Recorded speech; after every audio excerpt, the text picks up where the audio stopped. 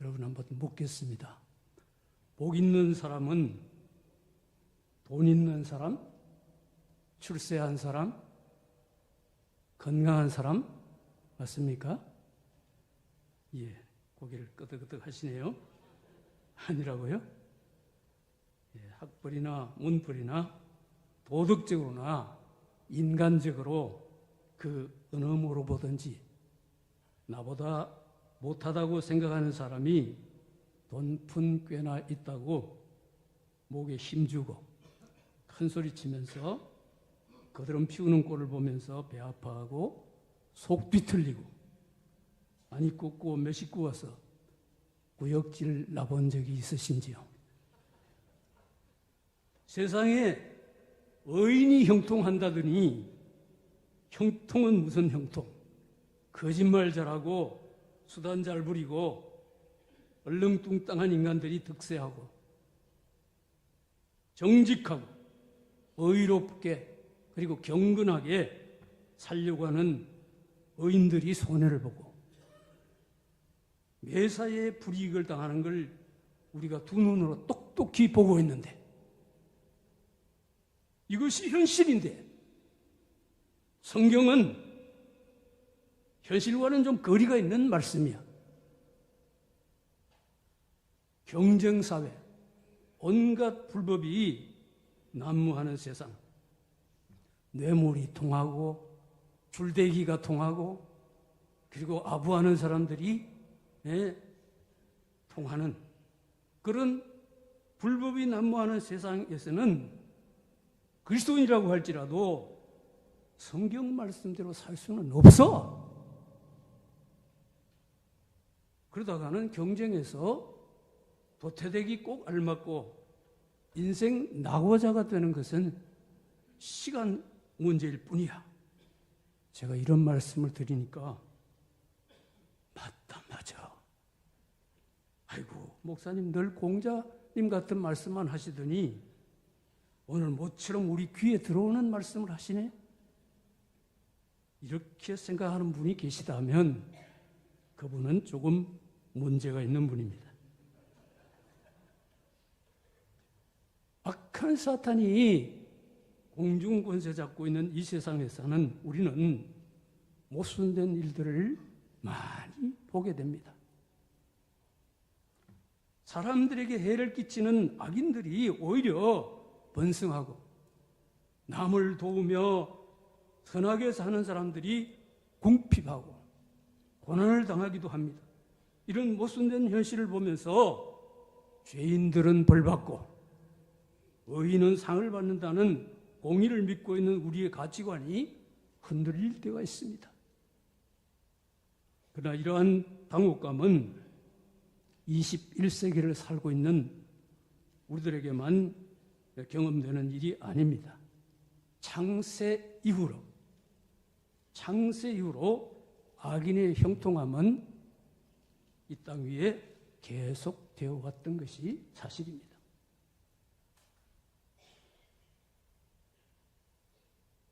성경에 보면 욥의 시대에도 그리고 하박국의 시대에도 그리고 다윗의 시대에도 또 아삽의 시대에도 그랬던 것을 우리는 볼 수가 있는 것이죠. 자, 모르긴 해도 주님이 다시 오셔서 보라 내가 만물을 새롭게 하노라. 어디에 있는 말씀이에요? 계시록 21장 5절에 있는 말씀이에요. 보호자에 앉으신 이가 가라사대 보라 내가 만물을 새롭게 하노라. 그때 신천신지가 이루어진다고 우리는 그렇게 믿고 있습니다. 그때까지는 이 땅에 완전한 공의를 실현시킬 때까지는 계속 이러한 못순된 일이 되풀이될 것이라고 저는 생각합니다. 그렇다면 이러한 악인의 형통을 볼 때에 우리는 어떻게 해야 할까요? 먼저 성경은 놀라지 말라라고 말합니다. 주님을 따르고 의롭게 살고자 하는 사람이라도 어려움에 처할 수 있습니다.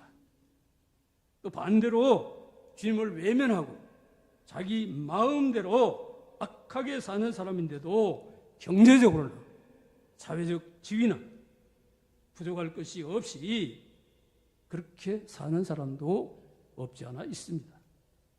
더군다나 그런 악인들이 오히려 더 활개를 치고 의인들을 핍박하는 것을 보게 될 때에 우리는 놀라게 되고 분노를 느끼게 되는 것입니다. 그래서 시편 73편의 기자인 아삽이라고 하는 사람은 악인의 형통함에 놀라서 거의 넘어질 뻔했다라고 말합니다. 그러면서 그는 계속 이렇게 이어갑니다. 시편 73편 1절로 3절 말씀 저기 띄웠네요. 한번 보시면은 하나님이 참으로 이스라엘 중 마음이 정결한 자에게 선을 행하시나 나는 거의 넘어질 뻔했고 내 걸음이 미끄러질 뻔했다 라고 말하죠. 이는 내가 악인의 형통함을 보고 오만한 자를 질투하였음이로다 라고 했습니다. 우리도 그러할 때가 있습니다. 내가 잘 되는 것보다 남이 못 되는 것을 더 통쾌하게 여기는 것이 우리의 일반적인 정서인데, 망해야 마땅할 악인이 형통하는 것을 볼 때에 혼란스러움을 느끼는 것은 너무나도 당연한 것입니다. 그러나 놀랄 것까지는 없습니다. 그것 때문에 실족하거나 시험에 들거나 할 필요는 더더욱 없습니다. 그들의 형통함은 일시적이고 영원한 것이 되지 못하기 때문입니다. 이후에 우리가 누릴, 이후에 의인들이 누릴 그 영원한 영광에 비하면은 실로 찰나적이고 너무나도 초라하고 그리고 헛된 것입니다. 믿음의 사람 하박국이 악인들의 강포로 인해서 괴로워하면서 거기서 벗어나기 위해서 하나님 앞에 기도했는데, 하나님은 하박국의 기도와는 정반대로 북방의 사나운 갈대아 사람들을 일으켜서 이스라엘 백성들을 치게 하겠다고 하십니다. 해결을 위해서 지금 기도하는데 이런 더 어려운 방향으로 꼬여만 가고 있는 것입니다. 그래서 하박국은 이렇게 외칩니다.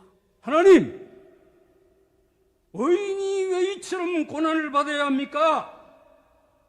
여호와여, 하박국 1장 1절로 4절에 보면 여호와여, 내가 부러지져도 주께서 듣지 아니하시니 어느 때까지입니까? 내가 강포를 인해서 외쳐도 주께서 구원치 아니하십니다.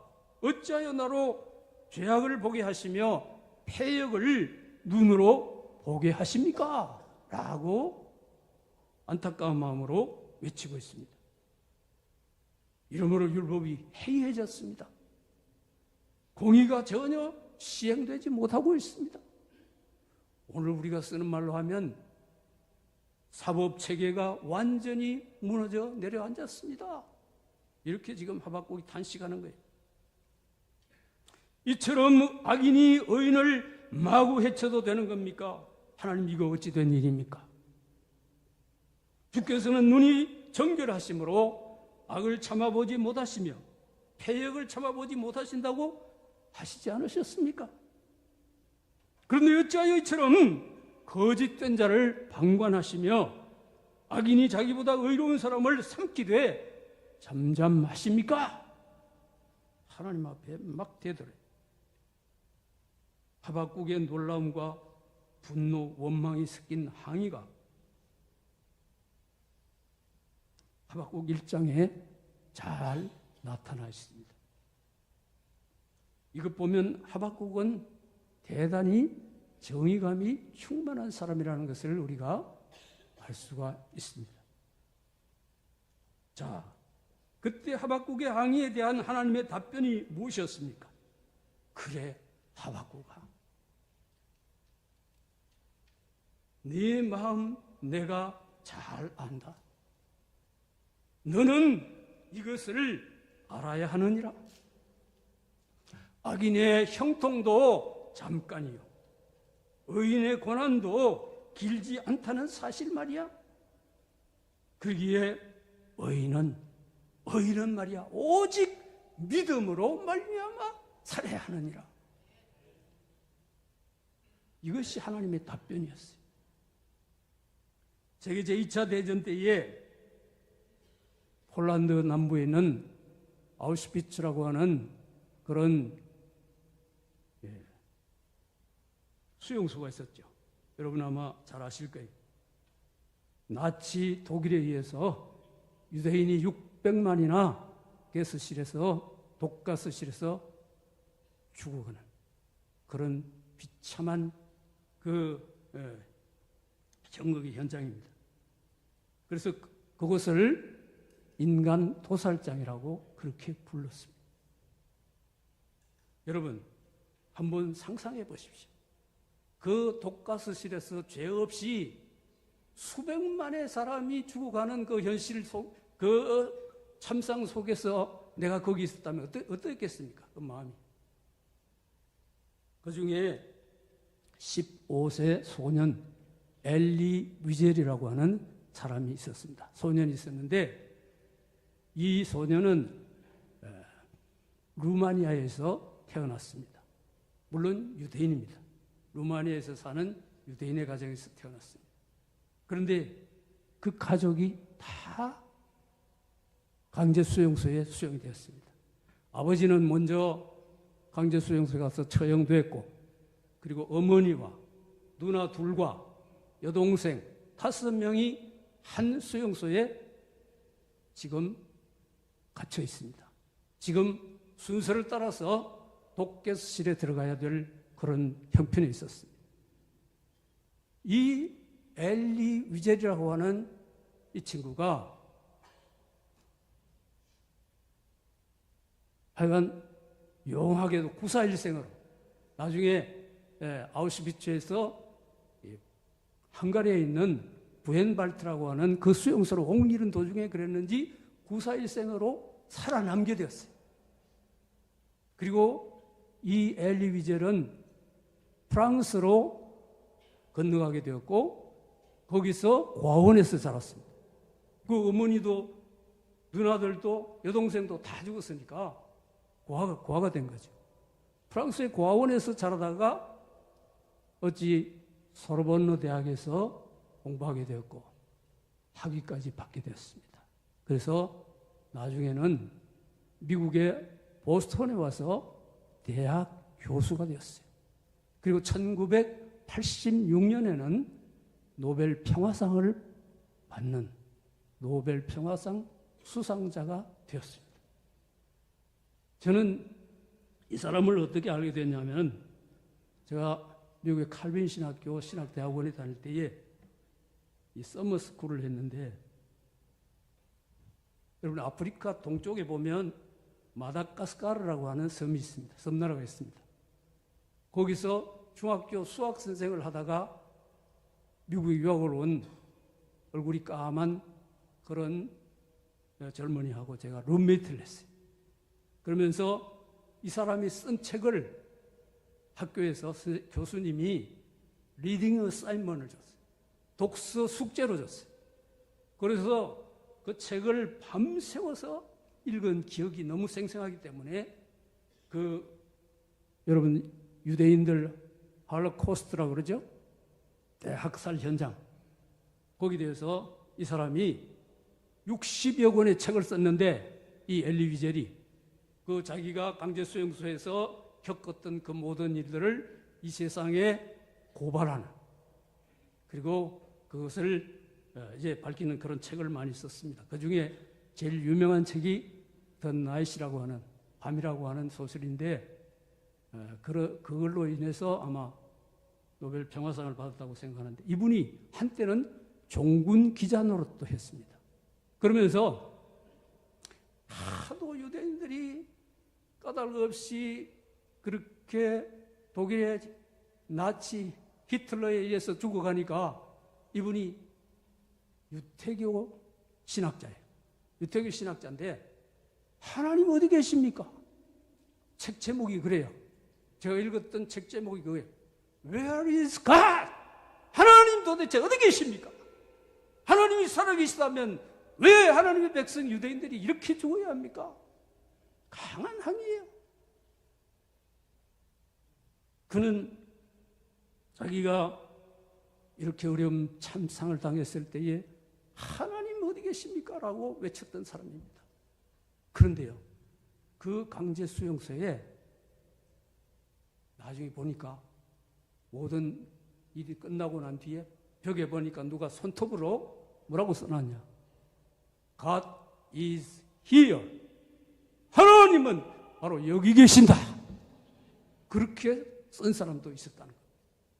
여러분, 하나님 어디 계십니까? 외치는 사람과 하나님 지금 이 억울하고 분통 터지고 좌절감, 자괴감에 지금 어찌할 바를 모르는 이 상황 가운데도 하나님은 나와 함께 계신다고 하는 믿음을 가진 사람이 있었던 것입니다.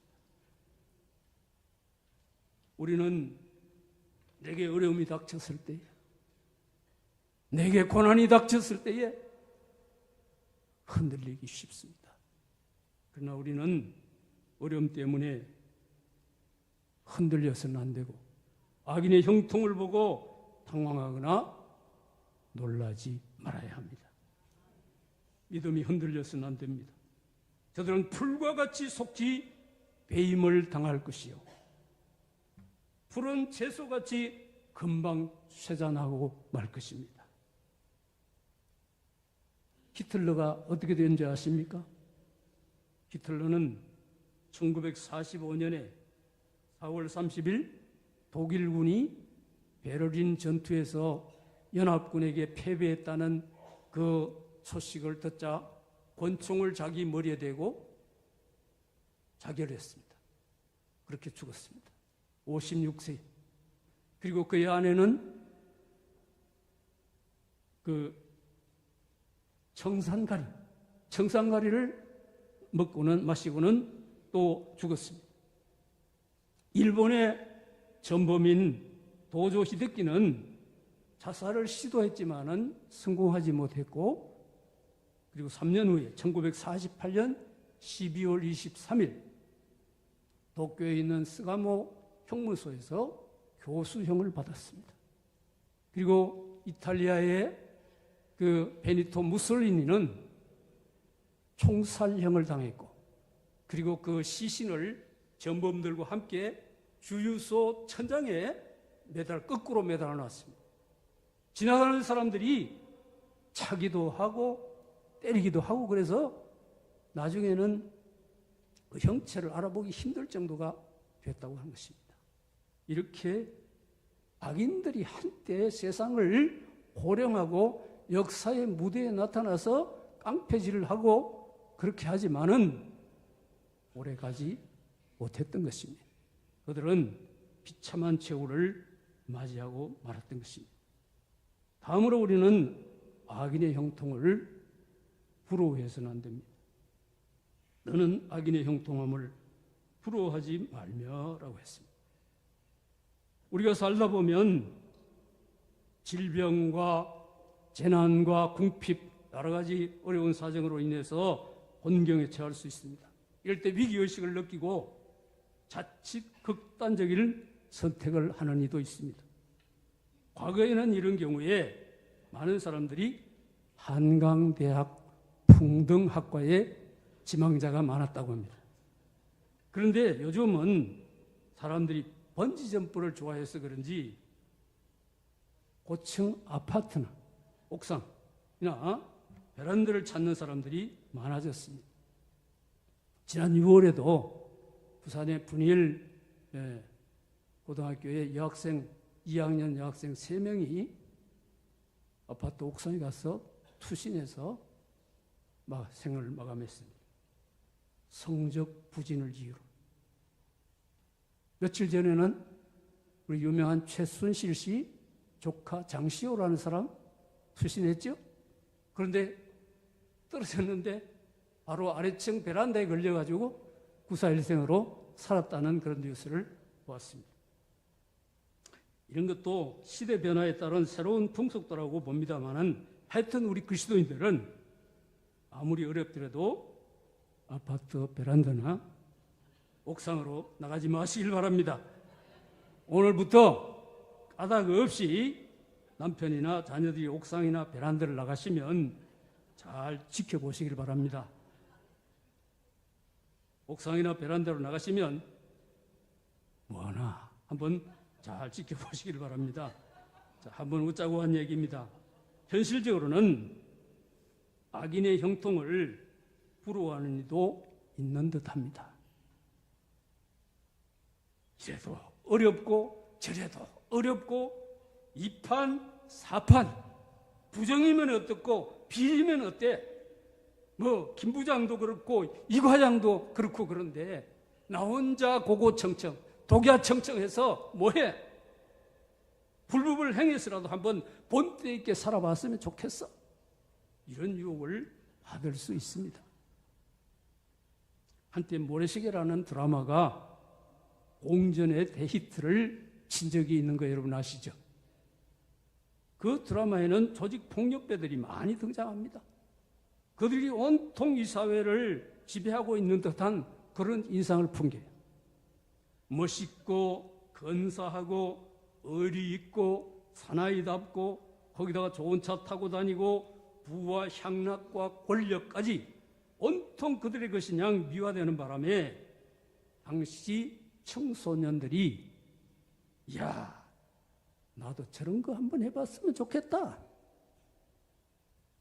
나도 저런 거 한번 해봤으면 좋겠다 하는 생각을 가졌다고 하지 않습니까?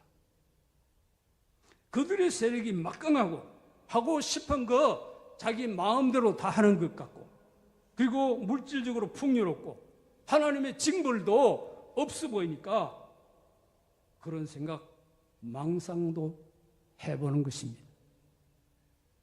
그러나 누가 뭐래도 그들은 악인입니다. 악인의 형통은 죄입니다. 죄의 말이 아닙니다. 잠언 21장 4절이 뭐라고 말합니까? 한번 같이 읽어보겠습니다. 다 같이요. 눈이 높은 것과 마음이 교만한 것과 악인의 형통한 것은 다 죄니라. 악인의 형통한 것은 다 뭐라고요? 죄니라 그랬습니다. 죄의 결과가 무엇입니까? 로마서 6장 23절 잘 아시죠? 죄의 삭은 사망이라고 했어요. 자, 죄의 삭은 사망입니다. 잠언 11장 19절에 보면 공의를 굳게 지키는 자는 생명에 이르고 악을 따르는 자는 사망에 이르느니라 라고 했습니다. 성도 여러분, 악인에게 돌아갈 분깃은 사망이요 심판이요 멸망입니다. 사망과 심판과 멸망 이전에 마음의 불안과 두려움으로 그들은 한시도 편할 때가 없습니다. 아무리 많은 재물을 가지고 있다고 해도 악인의 마음에는 부요함이 없고 오히려 불안과 근심만이 있을 뿐인 것입니다. 악인은 항상 두려워하며 전전긍긍하게 됩니다. 성경은 두려움이 불같이 그를 따라 미칠 것이오라고 말했습니다. 그렇습니다. 불안과 두려움이 악인들의 특징입니다. 악인은 두려움을 쓰디쓴 열매로 씹을 수밖에 없습니다. 진실로 악인은 쫓아오는 자가 없어도 도망하는 두려움의 강박관념을 분깃으로 얻게 되는 것이죠. 실상 그들은 불행한 자들이요 불쌍한 사람들입니다. 뿐만 아니라 하나님으로부터 그들은 유기된 자, 버림받은 것. 이것은 더 큰 비극입니다. 이것은 영원한 멸망인 지옥으로 가는 것을 의미합니다. 버림당한 자. 여러분, 어감이 좋지 않죠? 버림당했다. 자, 우리가 사랑하는 사람으로부터 버림당하는, 연인으로부터 버림을 당하든가, 부모 형제로부터 버림을 당하면 얼마나 그 비참합니까? 마음이 아프겠죠? 자, 그런데 하나님께로부터 버림당하는 것은 이에 비할 바가 아닌 것이에요. 하나님께로부터 버림당한다는 것은 영원한 멸망을 의미하는 것입니다.